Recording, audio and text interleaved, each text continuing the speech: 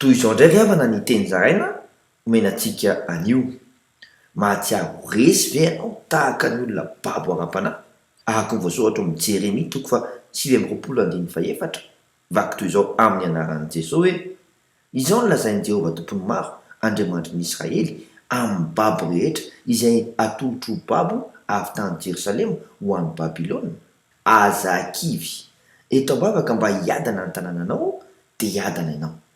Ahako voasoratra amin'ny Jeremia toko fa 7:17 mivaky toy izao amin'ny anaran'i Jesosy hoe akatsao izay hiadana ny tanàna izay nampandehanako anareo babo ary mivavaha amin'ny Jehovah ho azy fa raha miadana izy dia mba hiadana koa ianareo. Mino ary ahako voasoratra amin'ny Jeremia toko fa 7:20 vaky toy izao amin'ny anaran'i Jesosy hoe fa izao mahalala ny hevitra heverako anareo ho Jehovah dia hevitra hitondra fiadanana fatsilosa mba hanome anareo fanantenana ny amin'ny farany. Tsy ianao irery mantsy ny tian'Andriamanitra havotana fa ny firenenao mihitsy.